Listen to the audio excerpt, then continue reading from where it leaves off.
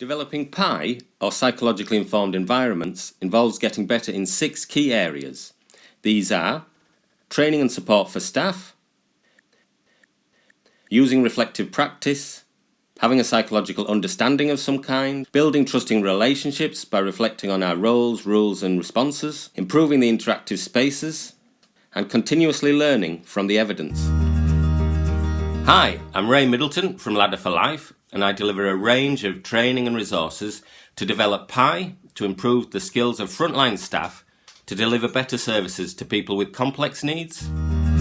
By complex needs, we mean people with combinations of needs around their mental health, combined with alcohol or drug use, and homelessness or accommodation needs, and employment support needs, often combined with other needs. At the centre of developing a service as a P.I.E is staff developing a set of skills around reflective practice. This reflective practice can then be applied to the other 5 areas of P.I.E, such as training and support for staff, a psychological understanding of some kind, building relationships of trust, such as reflecting on the 3 R's of our role, our rules and our responses, and also thinking about the interactive spaces and thinking about our learning and evidence. Reflective practice has 5 steps. Firstly, describe a piece of work you've done with someone you're trying to help. Include how you thought and felt at the time, and then reflect and open up a dialogue with others about it. The second step is to introduce some theory about good practice that seems relevant to the situation. The third step is to evaluate it in the light of that theory about good practice. Start by saying what was good about it. And the fourth step is to evaluate it and say, well, what could have been better about that practice? And the fifth step is to say what you would do differently, how you'd improve your skills if you held in mind what you'd learned through this reflection. And this is reflective practice. Once the staff team develops skills around reflective practice, there's a number of things we can do to increase the quality of that reflective practice, which really helps the staff to build their skills and reduce the wear and tear emotionally on the front line. One of these things is open dialogue.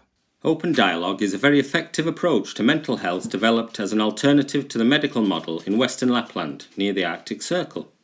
We can improve the quality of our reflective practice by applying 3 principles from open dialogue. These are 1. Accepting that we only ever partly know what is going on. 2. Valuing different points of view and opening up a dialogue between them. And 3. Taking responsibility for our role and boundaries within our social network. The second step of reflective practice is introducing some relevant theory around good practice. And so one of the ways we can increase the quality of our reflective practice is by knowing what some of the research is around good practice. We can improve our reflective practice session by introducing some relevant theory about what is good practice, which we can then evaluate our own practice in the light of. 5 sets of good practice skills there is an evidence base for practicing are: A. Accepting people as they are, such as through active listening and validation. B. Believing people can get better through building motivation and hope. C. Collaboration skills around problem solving to build up the client's problem solving skills. D. Developing trusting relationships, such as by being consistent, reliable, and repairing breaks in the relationship. And E. Establishing and maintaining our role and boundaries or limits through building realistic expectations about what you can and cannot do within your role. Another area of P.I.E that we can develop is a psychological understanding. And 2 things that can help with this is looking at the research evidence can be helpful in increasing our understanding of the people with complex needs, and also a psychological framework of some kind can be really helpful. Understanding people with complex needs. People like Professor John Livesley have reviewed the international research evidence around people with complex needs and found 6 key findings that can really help us increase our understanding of the people we are working alongside and trying to help. These 6 findings are: that people have more than the average amount of trauma and neglect in their past journey through life, and this combines with less than the average amount of resilience and skills to deal with adversity. And so these complex needs tend to develop in reaction to trauma and neglect.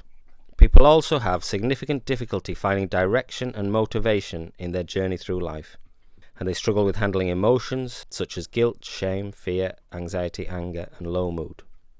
People lack skills around problem solving, that is describing a problem realistically, planning a solution, putting the plan into action, and reflecting on and learning from the outcomes.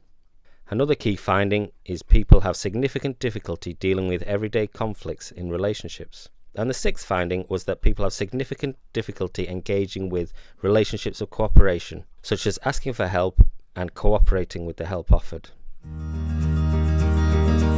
So to help us remember and reflect on those key points, I've put them into a psychological framework called Ladder4Life, and we can reflect either with the client or in a staff team to when we're stuck and puzzling about the way forward. And this is available as a hard copy that people can write on. Here's an explanation. Imagine you, or someone you are trying to help, is on a journey through life. In the Ladder4Life picture, any way in which we want our life to get better in our future is represented by the top of the hill. This is the direction we are motivated to work towards. It could be anything, like a particular job, a home, a relationship, or to be off the streets or drug-free. As we travel on our journey through life, working towards the good life we desire, we can get sidetracked, and anything that sidetracks us from our goals is represented by the dead end of getting lost in the blue forest. As well as getting lost on our journey, we can get stuck in unhelpful habits of thinking, feeling and acting, and these are represented by getting stuck in the quicksand. Now, as we travel on our journey, we have problems to solve and overcome, represented by the boulders blocking our path. Now, there are 7 sets of skills we can all practice to overcome and solve our problems. On our journey, these skills are represented in this picture by 7 rungs of our Ladder4Life. These 7 skills are describing a problem realistically, naming and handling our emotions, handling conflict with others or conflict inside ourselves, asking for and cooperating with help, planning a solution, putting the plan into action, and reflecting on our efforts and considering what have I learned and what could I change. And that is the Ladder4Life framework for understanding ourselves and others. To find out more about the training I can offer, just drop me an email at ray.middleton@ladder4life.com.